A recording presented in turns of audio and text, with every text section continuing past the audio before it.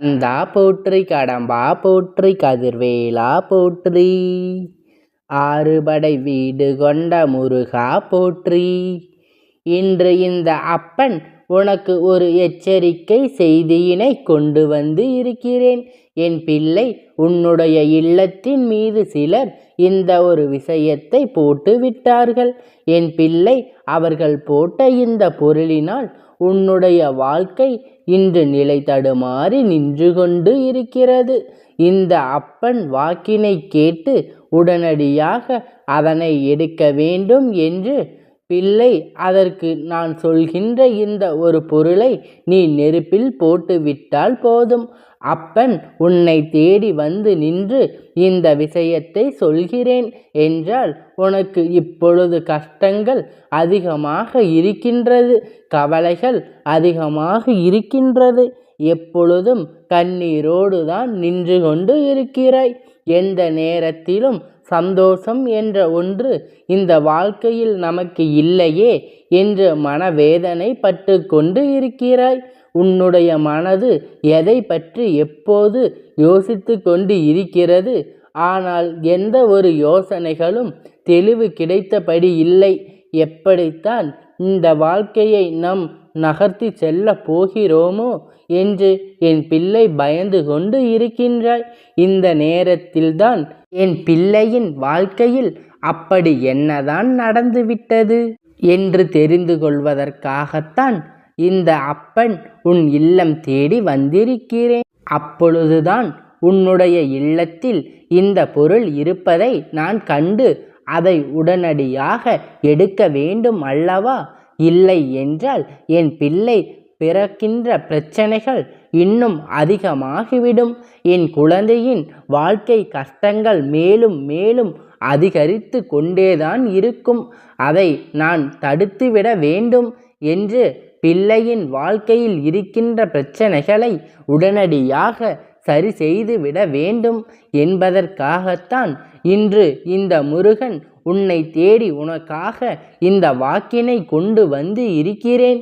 எந்த நேரத்திலும் இந்த வாழ்க்கையை பற்றி கவலை உனக்கு பெரிதாக இருந்தது கிடையாது. ஏனென்றால் ஏனோ தானோ வாழ்க்கை தானே வாழ்ந்து கொண்டு இருக்கின்றாய். பயம் இருந்தாலும் இப்பொழுது அதையெல்லாம் நீ பெரிதும் பொருள்படுத்துவது இல்லை. எப்படியும் நமக்கு இதுதான் நடக்கப் போகிறது, நம் வாழ்க்கையில் இப்படி சென்று விட போகிறது என்கின்ற எண்ணங்களும் உனக்குள் இருந்து கொண்டுதான் இருக்கின்றது.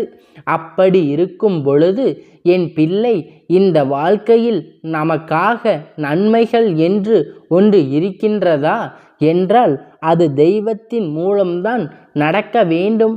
அதனால் நம் எல்லாவற்றையும் விட்டு விட்டு தெய்வமே கதி என்று சரணடைந்து விடுவோம்.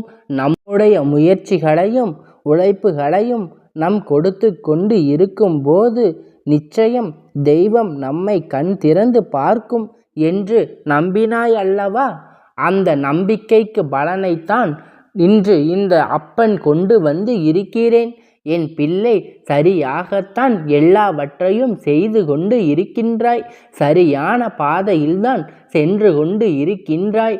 சரியான விஷயங்களைத்தான் வாழ்க்கையில் அடைவதற்காக துடிக்கின்றாய். அப்படி இருக்கும் பொழுது என் பிள்ளை, எதனால் உன் வாழ்க்கை பிரச்சனைகள் மேலும் மேலும் வருகின்றது? எதை தொட்டாலும் நீ நேர்மையாக இருந்தாலும் அது உன் பக்கமே எதிர்மறையாக உனக்கு திரும்பி விடுகின்றது. எந்த செயலை செய்தாலும் அது உனக்கு பிரச்சனையாகத்தான் வந்து முடிகின்றது. எந்த நேரத்திலும் நமக்கு சரி என்பது படுவதை செய்வது முடியவில்லை.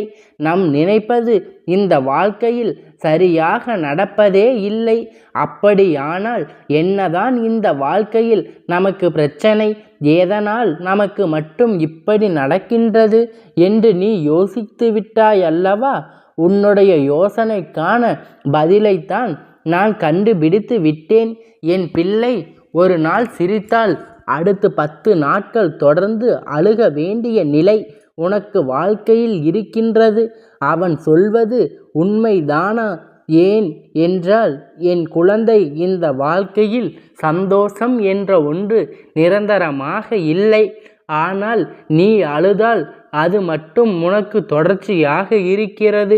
நீ சிரித்தால் மட்டும்தான் அது உன் வாழ்க்கையில் உனக்கு தொடர்ந்து கிடைப்பது இல்லை. இதை எப்படி என் பிள்ளை நீ சரி செய்ய போகிறாய்? எப்பொழுது சந்தோஷம் தொடர்ந்து இருக்க வேண்டும், அதே நேரத்தில் கஷ்டங்களும் வரக்கூடாது என்று சொல்லவில்லை. எல்லாம் ஓரளவிற்கு தான். அதற்காக வர வேண்டாம் என்று என் பிள்ளை நீ சொல்லுகின்றாய் அல்லவா? சரி, இப்பொழுது இந்த அப்பன் சொல்கின்ற விஷயங்களை எல்லாம் சரியாக கவனித்து கொள். நீ சந்தோஷத்தில் இருக்கும் பொழுது சத்தமாக சிரித்தாய் அல்லவா? யாரை பார்த்து சிரித்தாய் என்று சற்று சிந்தித்து பார். யார் இருந்த பொழுதிலும் நீ சிரித்தாய். அது மட்டுமல்ல, ஒவ்வொரு முறையும் சந்தோஷத்திற்கான பிறகு கஷ்டங்கள் வரும் பொழுது எல்லாம் நீ அவர்களிடத்தில்தான் உன் சந்தோஷத்தை சொல்லி சிரிக்கின்றாய். ஆனால் அதில் உன்னை என்ன தெரியுமா? உன் சந்தோஷத்தை கண்டு அவர்கள் மனம் மகிழ்ச்சி அடையவில்லை. மகிழ்ச்சி அடைந்தது போல நடிக்கின்றார்கள். உன் மீது அவர்கள் கண் திஷ்டியை போட்டுவிட்டார்கள். உன்னுடைய இல்லத்தில் ஏற்படுகின்ற சிறு சிறு முன்னேற்றங்களை கண்டு உன்னுடைய இல்லத்தின் மீது அவர்கள் கண் திஷ்டியை போட்டு விட்டார்கள். இந்த கண் திஷ்டியானது உடனடியாக எடுக்கப்பட வேண்டிய விஷயம். ஏனென்றால் மற்ற எல்லா விஷயங்களை விட கண் திஷ்டியானது மிகவும் பொல்லாதது. கல்லடி பட்டாலும் கண்ணடி படக்கூடாது என்று சொல்வார்கள் அல்லவா? அதைத்தான் இன்று இந்த அப்பன் உனக்கு சொல்லிக் கொண்டு இருக்கிறேன். பிள்ளையின் வாழ்க்கையில் கஷ்டங்கள் வந்தாலும் இன்பங்கள் வந்தாலும் அதை பெரிதாக வெளிப்படுத்தி விடாதே. அடுத்தவர்களிடத்தில் நீ வெளிப்படுத்தும் பொழுதுதான் அதை இந்த வாழ்க்கை உனக்கு நிச்சயமாக மிக பெரிய வேதனையை ஏற்படுத்தும். அது உனக்கு நிச்சயமாக சோதனை காலத்தை நிச்சயமாக உன் முன்னால் நடத்தி கொடுக்கும். அடுத்தவர்களிடத்தில் வெளிப்படுத்துகின்ற எதுவுமே உனக்கு இரகசியமாக இருக்காது. உன் வாழ்க்கையில் நடக்கின்ற எந்த நல்ல விஷயங்களையும் இன்று யாருமே ஏற்றுக்கொள்ள தயாராக இல்லை. அதனால் அடுத்தவர்களிடத்தில் சொல்கின்ற விஷயங்களைத்தான் உனக்கு கண் திஷ்டியாக மாறிவிடுகின்றது. நீ வெளியில் பகட்டாக தெரிந்தாயானால் இவர்கள் எப்படி திடீரென்று இப்படி ஒரு வசதி கிடைத்தது என்று சொல்லி உன் மீது கண் திஷ்டியை இவர்கள் போடத்தானே செய்வார்கள். அதனால் என்ன நடந்தாலும் இந்த வாழ்க்கையில் அதனை வெளிப்படுத்தி கொள்ளாமல் உன் வாழ்க்கையில் நல்ல நிலையை அடைந்து தானே ஆகவே அது வெளியில் வரும் என்பதை நீ நினைத்து கொண்டு முன்னேற்றத்தை மட்டும் நோக்கி பயணம் செய்து கொண்டு இரு. அவர்களுக்காக தெரியாத வந்தால் அது வேறு விஷயம்.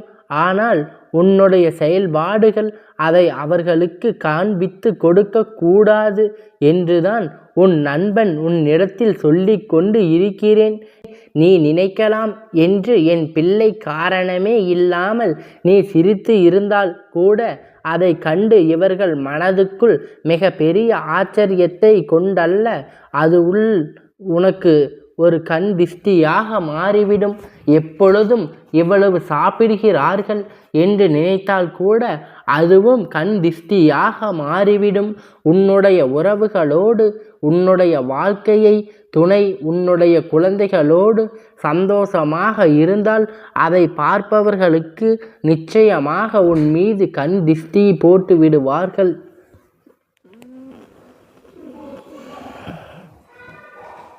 இப்படித்தான் எது செய்தாலும் அடுத்தவர்கள் அதுக்கு பிடிப்பதில்லை. இது போன்ற இந்த வாழ்க்கையில் உனக்கு நடந்து இருக்கின்றது. இந்த விஷயங்களை காலையில் எழுந்தவுடன் கிழக்கு முகமாக நின்று கொள். அல்லது நாளை இரவு உறங்கச் செல்லும் பொழுது கிழக்கு முகமாக நின்று கொண்டு கையில் 5 மிளகாய் வத்தலை எடுத்து கொண்டு உன்னுடைய தலையை வலதுபுறமாக 3 முறை இடதுபுறமாக 6 முறை சுற்றிவிட்டு அதனை கொண்டு நெருப்பில் போட்டு எரித்துவிடு. அது கருகுவது போல உன்னுடைய கண்கள் திஷ்டிகளும் கரைந்து போகும். இதை செய்ய முடியாதவர்கள் கற்பூரத்தை உடல் முழுவதும் நன்றாக தேய்த்து தலையை சுற்றி, அதாவது குடும்பத்தில் இருக்கின்ற ஒவ்வொருவருக்கும் ஒவ்வொரு கற்பூரம் எடுத்து தலையை சுற்றி நன்றாக அதனை தடவி விட்டு அவர்களால் 3 முறை துப்ப செய்து அதன் பிறகு அதை வாசலில் வைத்து எரித்து அந்த புகை செல்வது போல உன்னுடைய கண் திஷ்டிகளும் அதோடு சென்று விடும். என் பிள்ளை, இதுவெல்லாம் உனக்கு ஏற்கனவே தெரிந்த விஷயங்களாக இருக்கலாம். ஆனால் இதை செய்வதற்குத்தான் உனக்கு நேரமில்லை. இந்த அப்பன் சொன்னாலாவது நீ இதை ஓடி சென்று செய்வாய் அல்லவா? உனக்கு இருக்கின்ற கண் திஷ்டிகள் இருக்கின்றதே இல்லையோ, இவையெல்லாம் பலன்களையும் கொடுக்கும். தினமும் செய்ய முடியாவிட்டாலும் வாரத்திற்கு 2 முறை செய்து பலன்களை அடைய வேண்டும். வாழ்க்கையில் நிச்சயமாக முன்னேற்றம் வந்து கொண்டே இருக்கும். என் அன்பு தங்கமே, இந்த அப்பனுடைய ஆசீர்வாதம் என்றென்றைக்கும் உனக்கு முழுமையாக கிடைத்து கொண்டே இருக்கும். கந்தா போற்றி, கடம்பா போற்றி, கதிர்வேலா போற்றி, 6 படை வீடு கொண்ட முருகா போற்றி.